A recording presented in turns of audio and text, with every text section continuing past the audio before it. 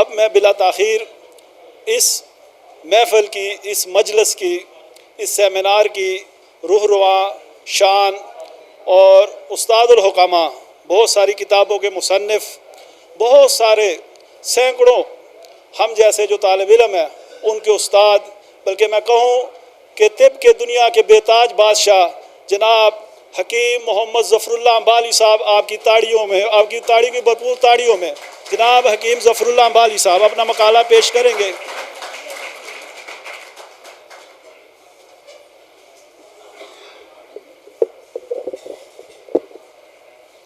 اعوذ باللہ من الشیطان الرجیم، بسم اللہ الرحمن الرحیم، اللہم صلی اللہ سیدنا محمد و آلہ و اطراطہ بیعدد کل معلوم اللہ کا، استغفر اللہ لا الہ الا الا هو الحی القیوم واتوب الیہ، یا حی یا قیوم برحمتک استغیث۔ محترم معزز مہمانان گرامی اور میرے تمام محترم اور مکرم اطباء کرام، آج حکیم انقلاب کا نصف سینچری، نصف صدی ہو گئی، وہ ہمیں داغ مفارقت دے چکے، لیکن انہوں نے ایک ایسی سائنس ہمیں دی جو رہتی دنیا تک انہیں زندہ اور جاوید رکھے گی، اور اس کے ذریعے دنیا بھر کے معالج اپنے مریضوں کو صحت کے تحفے بانٹتے رہیں گے۔ حکیم انقلاب ایک ایسی شخصیت ہے جو دنیا میں انقلاب لاتے ہیں، اسی لیے آپ حکیم انقلاب کہلائے۔ جو دنیا میں کوئی عظیم کارنامہ سر انجام دے جاتے ہیں، کوئی ایسا تحقیقاتی کام چھوڑ جاتے ہیں جن سے ان کا نام ہمیشہ کے لیے زندہ و جاوید رہتا ہے۔ وہ نہ صرف محقق تھے بلکہ دنیا بھر کے فطری طریقہ علاج کے بانی تھے، طب اسلامی و یونانی کے مجدد تھے، طبی سیاست کے بہترین لیڈر اور قائد تھے، جن پر پاکستانی قوم جتنا بھی فخر کرے کم ہے، اس کا حق ادا ہی نہیں ہو سکتا۔ کوئی بھی قلم کار جب بھی ان کے بارے میں لکھنے کا سوچتا ہے تو دنگ رہ جاتا ہے کہ کس طرح، کس طرف اور کس پہلو سے ابتدا کروں۔ یہ مبالغہ نہیں اور نہ ہی الفاظی کا جادو ہے۔ آپ کی شخصیت کے کمالات کے اتنے رخ ہیں، اتنے پہلو ہیں، اتنی جان بین ہیں کہ ان میں سے ایک ایک پر ایک بڑی ضخیم کتاب لکھی جا سکتی ہے، تصنیف کی جا سکتی ہے بڑی کتاب، تب بھی ان کی سوان حیات تشنا ہی رہے گی۔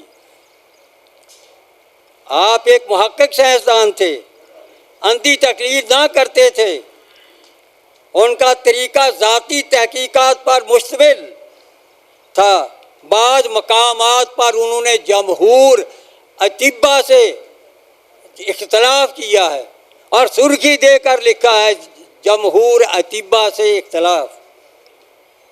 یہ جو طب یونانی کا چراغ اب تک روشن ہے، یہ صرف اور صرف حکیم انقلاب کی کاوشوں کی برکت سے ہے۔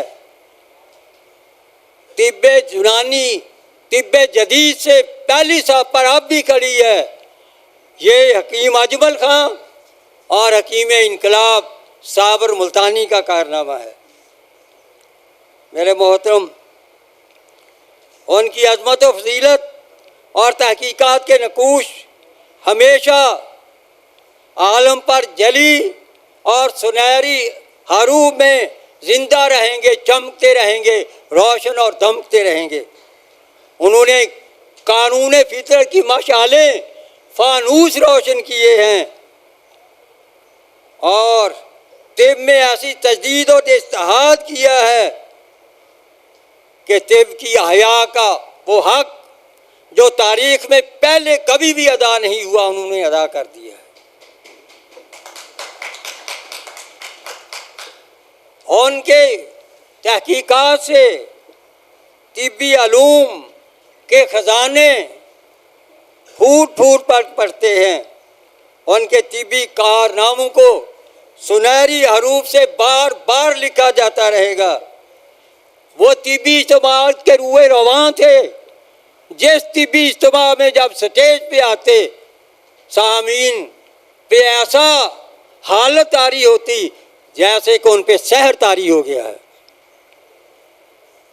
اور میرے محترم، ان کی کلام کے سامنے کسی کو کلام کی جرت اور ہمت نہ پڑتی، بڑے بڑے جگادری ان کے سامنے آ کر سر جھکا دیتے۔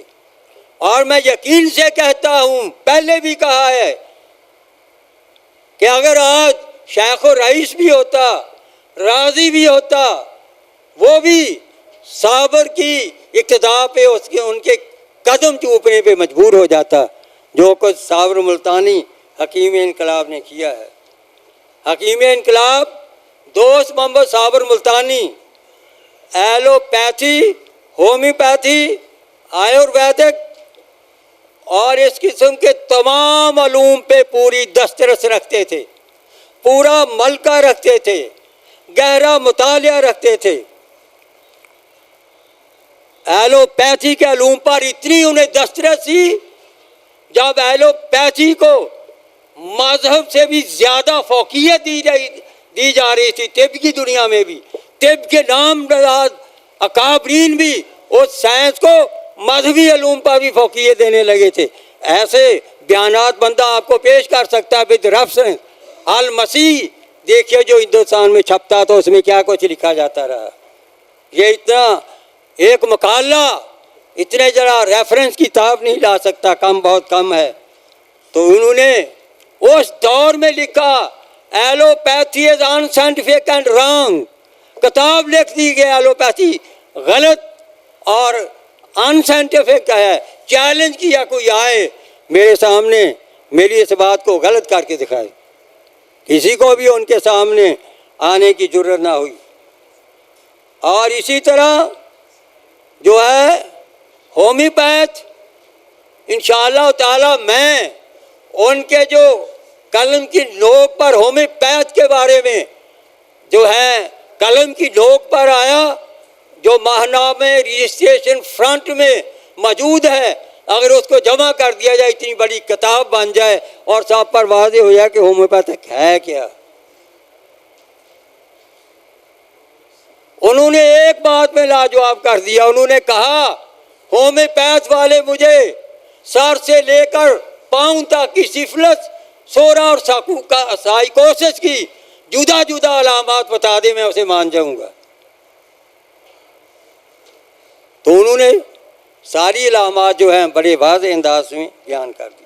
آیورویدک، اس پر انہیں بہت بڑا غلبہ تھا، ماہناموں میں بڑی ڈیٹیل سے آیورویدک کے بارے میں انہوں نے بات کی۔ اور طب یونانی میں تو ایسا ہم نے دسترس تھا، اس پہ تجدید کر کر کے ایک بالکل جدید اور نیا نظریہ طب مفرزہ دنیا کے سامنے پیش کر دیا، جس کی مثال نہیں ملتی۔ تو میرے محترم، میں ایسے نہیں کہتا، میں دل کی اتھا گہرائیوں سے کہتا ہوں کہ صابر ملتانی دنیا طب کے تاجدار تھے۔ اگر کسی اور ملک میں ایسی عظیم شخصیت پیدا ہوتی، پتہ نہیں اسے کن اعزازات سے، کن کن انعامات سے اور کن کن میڈل سے انہیں نوازا جاتا۔ بدقسمتی سے ہمارے ملک میں جو یہ سلسلہ حسد کا چل نکلا ہے، اس نے ہمیں کہیں کا نہیں چھوڑا۔ مجھے آج بات کرنی ہے ان کے ایک پہلو پہ کہ وہ مجدد طب تھے۔ میرا محترم، یہ ایک مسلمہ حقیقت ہے، جس علم و فن میں تجدید نہیں کی جاتی، احیاء کا عمل جاری نہیں رہتا، ایسا سلسلہ باقی نہیں رہتا، وہ فنا اور ختم ہو جاتا ہے۔ کیونکہ دنیا میں ہمیشہ تغیر اور تبدل ہوتا رہتا ہے، نئی نئی دریافتیں جو ہیں ہوتی رہتی ہیں، جن کو علوم و فنون کے کلیات اور جزیات میں جوڑنا، نکھارنا اور ان میں حسن پیدا کرنا پڑتا ہے۔ باقی تو رہے ایک طرف خود دین اسلام میں بھی اجتہاد اور تجدید کی ہمیشہ ضرورت رہتی ہے۔ اس لیے میرے محترم، کیونکہ طب ہزاروں سالوں سے اپنے کسی محقق سے محروم تھی، 1 سال تک کوئی بھی اس پہ تحقیقاتی کام نہیں کیا جا سکا، تو اس لیے اس میں علائشیں شامل کی، اس کا حلیہ تو بگاڑا، اور لیکن اس میں کوئی خوبی پیدا نہ کر سکتے۔ اس وقت کی یہ بہت بیکار تھی کہ قدرت کسی مجدد، کسی مجاہد، کسی محقق کو پیدا فرمائے جو فن طب میں شامل شدہ خس و خاشاک اور علائشوں سے طب کو پاک کر دے، طب کا حسن سراپا پھر سے پوری آب و تاب سے بحال کر دے، طب کی حقانیت کا سکہ اور ڈنکا پھر ساری دنیا پہ بجا دے۔ اس کام کے لیے اللہ نے پیدا فرمایا کہ شخصیت کو حکیم انقلاب مجدد طب حضرت دوست محمد صابر ملتانی رحمۃ اللہ علیہ۔ میرے محترم، کیا کہتے ہیں وہ فرماتے ہیں کہ طب قدیم میں تجدید اور صحیح معنوں میں احیاء فن کیا جائے تو حقیقت یہ ہے کہ میں اس امر میں حق الیقین رکھتا ہوں، اور حق الیقین میں یہاں حد تک پہنچ چکا ہوں کہ طب قدیم اللہ کی طرف سے الہام ہے، طب قدیم اللہ کی طرف سے الہام ہے جو مختلف زبانوں میں آہستہ آہستہ ہوتا رہا، اور حضرت رسول کریم صلی اللہ علیہ وآلہ وسلم پر آ کر یہ اپنی تکمیل اور اپنی کمال کو پہنچا۔ قرآن کریم اس کی پوری تائید اور تصدیق کرتا ہے۔ اللہ نے اگر اس کو سمجھنے کا قانون فطرت اور سنت اللہ میرے ذہن نشین کر دیا ہے، انشاءاللہ زندگی بخیر تمام طب پاک و صاف ہو کر صحیح معنوں میں دنیا طب کے سامنے آ جائے گی، اور بے شک آپ نے اس کا پورا حق ادا کیا۔ کسی علم و فن میں احیاء ایک ایسی قوت ہے جو اس علم و فن میں اثر نو زندگی پیدا کر دیتی ہے۔ احیاء دراصل علم و فن میں تجدید ہے، یعنی اس علم و فن کو زمانے کے مطابق ترقی، تعمیر اور تجدید کے بعد قائم کرنا ہے، اور حق کی حقیقت کو تحقیقات کے بعد ثابت کرنا ہے اور ظاہر کرنا ہے۔ دوسرے الفاظ میں تجدید طب ایک نئی زندگی ہے، ایک نئی حیات نو ہے، احیاء ہے۔ البتہ احیاء و علم و فن اور تجدید کے لیے ایک روح کی ضرورت ہوتی ہے، ایک قوت کی ضرورت ہوتی ہے، ایک شخصیت کی ضرورت ہوتی ہے، ایک جو ہے قانون فطرت اور سنت اللہ اور قرآن کریم کے علوم سے آراستہ و پیراستہ شخصیت کی ضرورت ہوتی ہے جو اس تجدید اور اس کے حیا کا پورا کردار ادا کر سکے۔ اس لیے ایسی قوت کی ضرورت ہوتی ہے جو روح پیش کر دے، بلکہ اپنی قوت کو منوا دے۔ جو اپنی قوت کو منوا نہ سکے وہ مجدد کیسا؟ مجدد وہ ہے جو اپنی قوت کو دنیا سے منوا دیتا ہے۔ دیکھا نہیں تجدید طب آندھی کی طرح پھیلتا جا رہا ہے، سیلاب کی طرح پھیلتا جا رہا ہے، بجلی کی رفتار سے تیزی سے طبیب اسے اپنا رہے ہیں۔ جو طبیب اسے اپناتا ہے تمام طریقہ علاج کو ایک طرف چھوڑ کر اسی کا گرویدہ ہو کر رہ جاتا ہے۔ یہ بہت بڑی سائنس ہے میرے محترم۔ لیکن یہ دور کب تھا جب انہوں نے تجدید کی؟ یہاں فرنگی کا دور تھا، اور فرنگی بڑی سازشیں کر رہا تھا اور بڑی ملاوٹیں طب میں کروا رہا تھا اس کا ستیہ ناش کرنے کے لیے۔ ان دنوں میں اسی لیے صابر صاحب نے سب سے پہلے مغربی طب کا جو ہے لوگوں پہ جو ذہنوں پہ وہ سوار تھا، اس کو ختم کرنے کے لیے سب سے پہلے آپ نے لکھا ایلوپیتھی از انسائنٹیفک اینڈ رانگ، پھر آگے قدم اٹھایا۔ اور میرے محترم، وہ آپ کیا فرماتے ہیں، اظہار حقیقت کے نام سے اپنے ماہنامے میں لکھتے ہیں، وہ ہے سچ بندہ آپ کو پڑھ کے سناتا ہے، ہماری یہ 25 سالہ تحقیقات میں جن کی بنیاد اور یورپی ریسرچ اور فرنگی سائنس پر نہیں، یعنی کسی اور سائنس پر نہیں ہے ہماری اس تحقیقات کی بنیاد، یہ صابر ملتانی فرما رہے ہیں، بلکہ ٹھوس مشرقی علم و طب اور فلسفہ و حکمت ہے۔ ہماری یہ تحقیقات، تجربات اور مشاہدات ان لوگوں کے لیے رہنمائی، ہدایت اور سر چشمہ بصیرت ثابت ہوں گے، جو یہ کہتے ہیں کہ علم و تحقیق اور سائنسی ریسرچ صرف فرنگی اور یورپی ممالک کا کام ہے۔ ان لوگوں کے اپنے دماغوں سے یہ بات نکال دینی چاہیے کہ انسانی دماغ صرف یورپ اور فرنگی ممالک میں تیار ہوتا ہے۔ کتنا انکریجمنٹ تھی، کتنی جرأت تھی ان میں نے کہا یہ کہنا کہ ذہین دماغ کابل اور محقق صرف یورپ میں یا افریقہ اور چین میں پیدا ہو سکتے ہیں، غلط بات ہے، ایسا نہیں، اور ملکوں میں بھی پیدا ہو سکتے ہیں، بلکہ اللہ تعالیٰ کی قدرت، اللہ کو قدرت حاصل ہے کہ جس ملک اور جس قوم میں چاہے اچھے باشعور دماغ پیدا کر دے، ایسا شعور جو وجدان کے مقام تک پہنچ گیا ہو، ایسا ایک ذہن جو عقل کی بلندیوں کو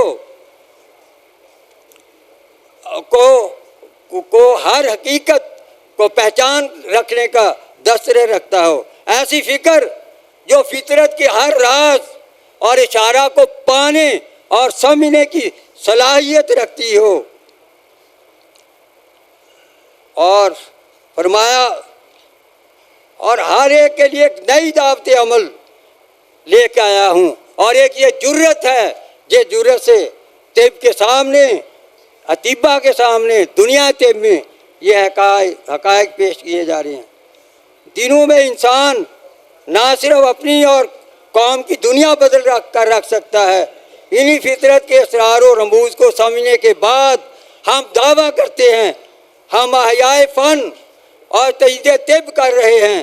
اگر اس انداز میں دنیا میں کسی جگہ پر، ساری دنیا کو دنیا میں کسی بھی جگہ پر ایسا مفید خلائق کام ہو رہا ہو تو ہمیں آگاہ کیا جائے، ہم اسے اپنا لیں گے، یہ کار خیر ہوگا، اور نہیں تو یہ اطباء دنیا طب ہمارے گرد جمع ہو جائے، انشاءاللہ ہم اسے دنیا طب کی امامت کا مقام عطا فرما دیں گے۔ آخر میں ہم یہ کہے بغیر نہیں رہ سکتے کہ ہماری تحقیقات جو ہم نے عملی، منطقی اور سائنسی دلائل کے ساتھ پیش کر دی ہیں، فطرت کے قوانین کی تفسیریں ہیں۔ ہماری یہ تحریکات فطرت کے قوانین کی تفسیریں ہیں جو ہم نے بیان کی ہیں۔ جو اشخاص بھی ان پر عمل کریں گے انشاءاللہ تعالیٰ ضرور کامیاب ہوں گے، اور جو اہل فن اور معالج ان حقائق کو ذہن نشین کر لیں گے وہ امراض کے علاج میں یقیناً کامیاب ہوں گے، اور آئندہ ان کا قدم مزید تحقیقات کی طرف بڑھتا جائے گا۔ بہترم، میں بانگ دول یہ کہتا ہوں، وہ بانگ دول یہ وہ خزانہ ہے جو احیاء فن اور تجدید کے لیے پیش کیا جا رہا ہے۔ یہ خزانہ بلا سوچے سمجھے نہیں پیش کیا جا رہا، بلکہ فن طب پر مسلسل حکیم انقلاب نے 20 سال تک جد و جہد کی، اور 40 سال تک آپ شروع سے لے کر کام کرتے رہے، لیکن تجدید طب آخری 20 سالوں میں آپ نے اس پہ تحقیقات کی اور طب مفرزہ کو انہوں نے پیش کیا۔ اور فرمایا عجب بات یہ ہے، صرف وہ 3 ماہ جن 3 ماہ کے لیے میں حج پہ گیا، اس طب کے فن نے مجھے وہی چھٹی دی، وہی فرصت دی۔ اس کے علاوہ 40 سال سے زیادہ زندگی علم و فن میں یوں خرچ کر دی، نہ صبح کو صبح سمجھا کہ کہیں سیر کے لے جاؤں، نہ شام کو شام سمجھا کہ کہیں تفریح کروں، اور دن رات اپنے خون کے تیل کو جلاتا رہا اور تحقیقات کے نئے نئے عنوان، فزکس کے نئے نئے قانون دنیا طب کے حضور پیش کرتا رہا۔ میرے محترم، ان دنوں میں جب بڑے بڑے اکابرین فن جو تھے طب کے، وہ طب کے بارے میں کیا کہہ رہے تھے، اس کے بارے میں انہی کا قول آپ کو یہ پڑھ کر سناتا ہوں۔ کبیر الدین کا دنیا طب میں بڑا نام ہے، یونانی طب میں حسن کرسی اور نیر واسطی بھی بڑا نام پایا طب یونانی میں۔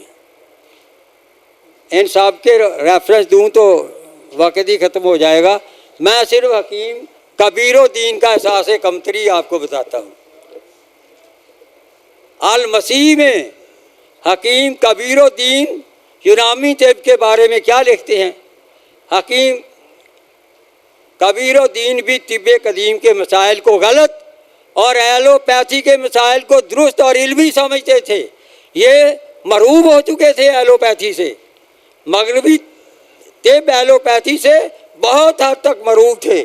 انہوں نے ماہنامہ المسیح میں لکھا، کسی زمانے میں یونانیوں کا فلسفہ دنیا پر حکومت کر رہا تھا۔ غور کریں، کسی زمانے میں یونانیوں کا فلسفہ دنیا پر حکومت کر رہا تھا، تو آج کل اس کے جاننے اور ماننے والے جاہل تسلیم کیے جاتے ہیں۔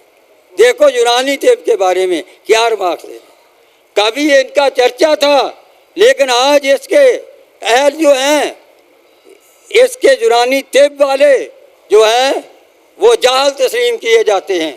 ہندوستانیوں کا آفتاب کمال کبھی کہاں کہاں اپنی کرنیں بیچتا رہا، اور کون کون ان کی روشنی سے مالا مال ہوئے، مگر آج ہم ہیں کہ ہمیں اپنے حالات ذات پہ رونا بھی نہیں آتا۔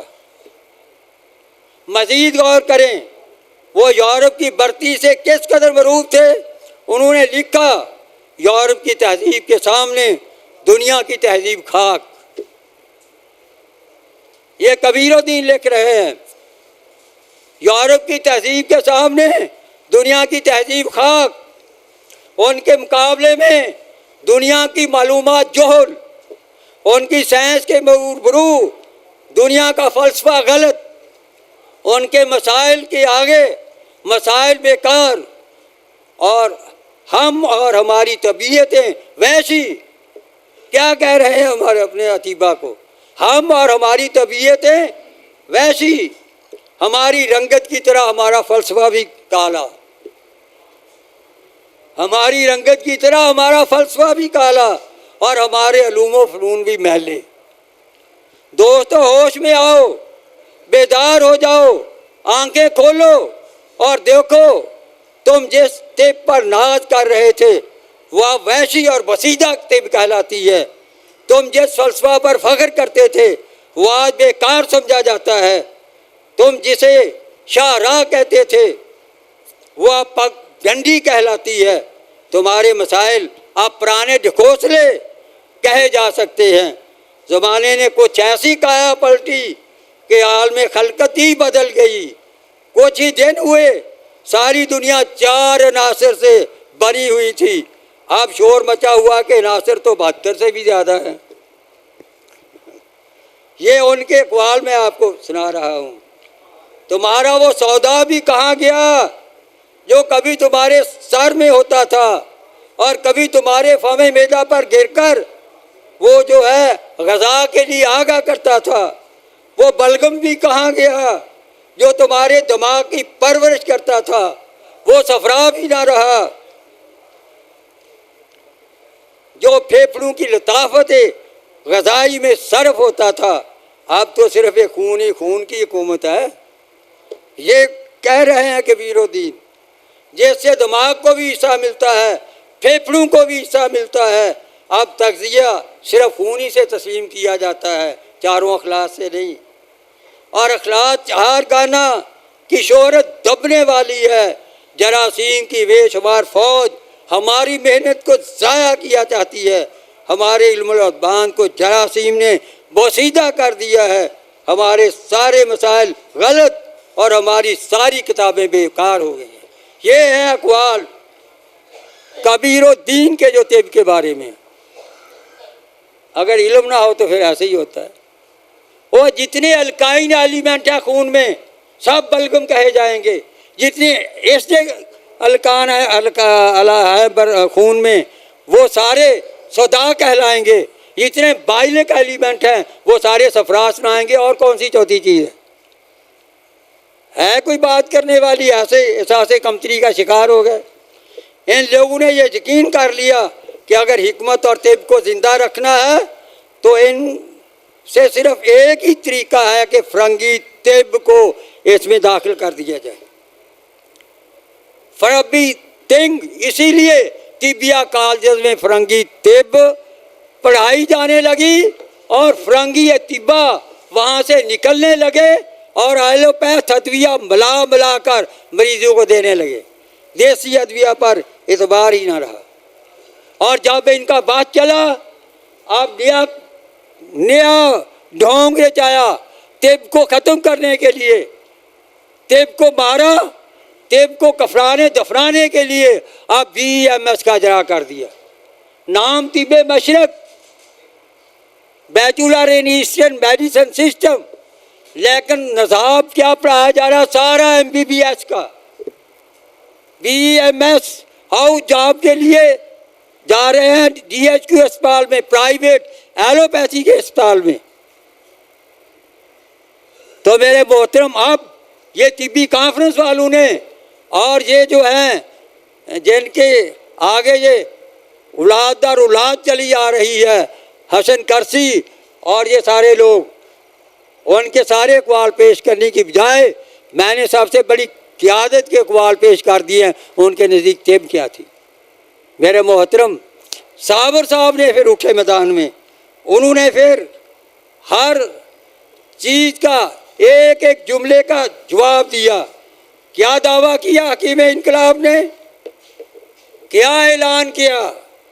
انہوں نے دعویٰ کیا اللہ تعالیٰ نے مجھ سے اس تصور کی نفی کے لیے پیدا فرمایا ہے کہ اعلیٰ دماغ صرف مغربی ممالک یا روس اور چین ہی میں پیدا ہوتا ہے۔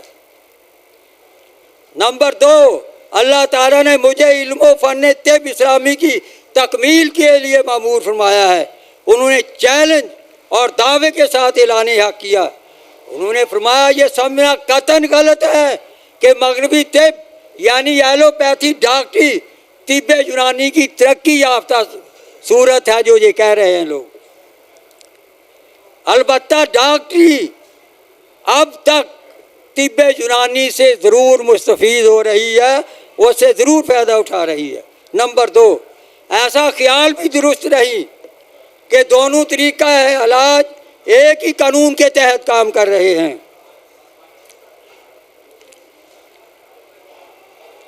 اور دونوں کو اکٹھا کیا جا سکتا ہے۔ ایسا خیال کرنے والے دونوں طریقہ علاج سے ناواقف ہیں، جانتے ہی نہیں وہ۔ نمبر 30 انہوں نے بات کی، یہ تصور بالکل غلط ہے، بے بنیاد ہے کہ یونانی طب کے لیے قدیم کا لفظ صرف یونانی امتیاز ہے اور فضیلت کے لیے استعمال ہوتا ہے۔ جہاں تک اس کے قوانین اور افادیت کا تعلق ہے وہ آج بھی قانون فطرت کے مطابق ہے۔ انہوں نے چوتھی بات بتائی، یہ عقیدہ بھی بالکل غلط ہے کہ یونانی طب کے قوانین، تشخیص اور خواص الادویہ اور طریقے علاج وغیرہ میں مغربی طب کے ذریعے اصلاح و تجدید ہو سکتی ہے۔ یہ ممکن ہی نہیں، دونوں کی سوچ مختلف ہے، دونوں کے جو ہے قوانین و اصول اور کلیات مختلف ہیں۔ تو میرے محترم، وہ دور تھا، کیا دور تھا جب یہ حسن کرشی اور جب یہ نیر واسطی اور یہ سب گورنمنٹ کو درخواستیں دے رہے تھے۔ کیا درخواستیں دے رہے تھے؟ موجود ہے ریکارڈ میں کیا درخواستیں دے رہے تھے، میں بات کو مکاؤں گا، اب کافی وقت ہو چکا، ان لوگوں کے وقت گورنمنٹ سے ایلوپیتھی ادویہ کو تجویز کرنے کی اجازت مانگنے کی درخواستیں دے رہے ہیں کہ ہمیں ایلوپیتھ ادویہ کی استعمال کی اجازت دی جائے۔ انہوں نے بہت سی درخواستیں پیش کی، لیکن حکیم انقلاب گورنمنٹ میں جا کر مختلف اجتماعات میں لیکچر دیتے رہے اور زور دیتے رہے کہ طباء کو ایلوپیتھی کی ادویہ استعمال کرنے کی اجازت نہ دی جائے۔ جیسے یہ لوگ پریشان بھی تھے کہ یہ صابر ملتانی کیا کر رہا ہے۔ اطباء کا ایلوپیتھی ادویہ تجویز کرنا عطائیت ہے، یہ صابر کا قول تھا، اس عطائیت سے باز رہنا چاہیے۔ انہوں نے اپنی کتب ایلوپیتھی ادویہ کے علاج میں شامل کی۔ آپ دیکھ لیں مخزن حکمت، ساری ایلوپیتھ دوائیوں میں مثال لکھی ہے، اس دور کی جتنی کتابیں دیکھ لیں، یہ ایلوپیتھ سے معروف تھے۔ یہی وجہ ہے کہ طب یونانی کا بڑا سے بڑا نام ساری دیسی ادویہ نہیں دیتا، ان میں ساری ایلوپیتھ ادویہ کو ملا کر دیتا ہے۔ صرف طب مفردہ کا طبیب ہربل ادویہ پہ جو ہے انحصار کرتا ہے۔ یہ خود ان کے شاگردان ایلوپیتھی ادویہ بڑی کثرت سے تجویز کرنے لگے۔ آج تک طباء کا ایلوپیتھی ادویہ دیسی ادویہ کے ساتھ ملا کر دینے کا معمول ہے، ایسے ہی کر رہے ہیں۔ ان میں سے 1% طبیب بھی نہیں جو کہ دیسی ادویہ کے تجویز کرنے پر اتفاق کرتا ہو، لیکن طب مفردہ کا طبیب جہاں کہیں بھی ہے وہ صرف دیسی ادویہ استعمال کر رہے ہیں، اور جو جسے اپنا لیتا ہے ایلوپیتھی ادویہ کو اٹھا کر گندگی کے ڈھیر پر پھینک دیتا ہے، وہ ہربل ادویہ سے مکمل طور پر علاج کرتا ہے۔ تو میرے محترم یہ ہے کانفیڈینس اس کا، اور اس میں کوئی بھی شک نہیں۔ یہ BMS کرائیں، طبیب کو بیچلر بنائیں، طبیب کو ماسٹر ڈگری کرائیں، طبیب کو MPhil کرائیں، طبیب کو PhD کرائیں، لیکن طب کے نصاب کو اپ گریڈ کریں، طب کے نصاب میں احیاء پیدا کریں، طب کے نصاب میں تجدید پیدا کریں، اور نہیں کر سکتے تھے صابر ملتانی کا نصاب لا دو، نہ صاحب تو جو مرضی کہہ دینا۔ ہم کہتے ہیں یہ ایک جدید سائنس ہے، ساری سائنسوں سے جدید، یہ کسوٹی ہے، ساری سائنسوں کی حقانیت کو تسلیم کرنے کا ایک پیرامیٹر اور ایک پیمانہ ہے۔ اور یاد رکھو کہ اس سائنس کا حامل ہر سائنسدان کے علاج معالجہ میں غالب آ جاتا ہے، اور میرے محترم اس سائنس کو اپنا کر آج بھی ہم دنیا پہ راج کر سکتے ہیں۔ لیکن یہ دوست کہتے ہیں جی صابر نے کہڑا کوئی نویں تحقیق پیش کی ہے، جی صابر صاحب نے تو طب یونانی میں تجدید کی ہے۔ اس کا مطلب یہ مجدد تو مانتے ہیں نا، اگر تجدید کو مانتے ہیں تو صابر کو مجدد تو مان لیا۔ مجدد کوئی خود بنتا ہے؟ مجدد تو اللہ چن کر بناتے ہیں، مجدد تو اللہ کا انتخاب ہوتا ہے۔ اگر تم اسے مجدد مانتے ہو، مجدد کا کام کیا ہوتا ہے؟ کسی علم اور فن کو پیوریفائی کرنا، کسی علم اور فن کا حسن سراپا بحال کرنا۔ اگر تم اسے تجدید طب بھی مانتے ہو کہ صابر نے طب یونانی میں تجدید کی ہے، تو پھر یہ تجدید فائنل ہوتی ہے، پھر اسے کالجز میں نصاب کے طور پہ لگاتے کیوں نہیں؟ ہم تو دونوں طرح تیار ہیں، یا اسے علیحدہ سائنس مان لو اور طبیہ کالج میں طب یونانی بھی پڑھائی جائے اور طب مفردہ بھی پڑھائی جائے۔ اگر تم علیحدہ نہیں مانتے، یہ کہتے ہو کہ یہ طب یونانی میں تجدید ہے، تو اگر تجدید کو مانتے ہو پھر تجدید فن کا اصل حسن سراپا ہوتا ہے، پھر اسے نصاب کیوں نہیں لگاتے؟ اسے نصاب میں شامل کرو۔ اگر تم نصاب میں شامل کرو گے، طبیب ایلوپیتھی ادویہ کو چھوڑ دے گا اور کسی دیگر طریقہ علاج کی طرف کبھی نظر بھی اٹھا کر نہیں دیکھے گا۔ اللہ ہمیں حکیم انقلاب کی سائنس کو آگے بڑھا کر غالب کرنے کی توفیق عطا فرمائے۔ انہوں نے رسالے میں لکھا، میری یہ تحقیقات 1 صدی تک ساری دنیا پہ چھا جائیں گی۔ اور یہ بات انہوں نے 1967 میں لکھی، اور جب 2067 ہوگا، میری بات کو نوٹ کر لیں، مجدد کی بات عام نہیں ہوتی. انشاءاللہ تعالی 2070 تک نظریہ ساری دنیا کے اوپر غالب آ جائے گا. ساری دنیا اسے اپنائے گی اور اس کی گرویدہ ہو جائے گی. وما علینا الا البلاغ. جیسا کہ میں نے پہلے عرض کی تھی کہ یہ جو مقالہ ہے یہ اس سیمینار کی جان ہے، اور انہوں نے مقالے کا حق ادا کر دیا. انہوں نے تاریخ، نظریہ، صابر ملتانی رحمۃ اللہ علیہ اور تمام پہلوؤں پہ ایک جامع گفتگو فرمائی. میری آپ دوستوں سے گزارش ہے، آپ بڑی بڑی دور سے آئے ہیں، تیمر گرا، سوات، کراچی، مظفر گڑھ، ملتان، ناروال، سیالکوٹ، لاہور اور مقامی، تو ہاں پشاور، لکی، مروت، یہ پہاڑ اور یہ آخری بارڈر پاکستان کا، وہاں سے دوست آئے ہیں. تو ان سے گزارش ہے کہ یہ موقع ضائع نہ کریں، وقت ضائع نہ کریں. یہ باتیں آپ کو پھر سوشل میڈیا پہ نہیں ملنی، اور اگر مل بھی جائیں تو وہ اثرات نہیں ہوتے جو آپ نے سامنے بیٹھ کے آپ نے سن لینے ہیں. اس کو نوٹ کریں، اس کو ذہن میں اتاریں، اس پہ غور و فکر کریں. انشاءاللہ تعالی پھر آپ میں اور جو گھر بیٹھا اور واٹس ایپ استعمال کرتا ہے اس میں اور آپ میں زمین آسمان کا فرق ہوگا. تو ظفر اللہ امبالوی صاحب کا بڑا کلیدی خطاب ہوا، اور دل کرتا ہے کہ ایک ایک نکات کو میں دوبارہ رپیٹ کروں، لیکن بہرحال آپ سے امید کرتا ہوں کہ آپ انشاءاللہ اس پہ غور فرمائیں گے.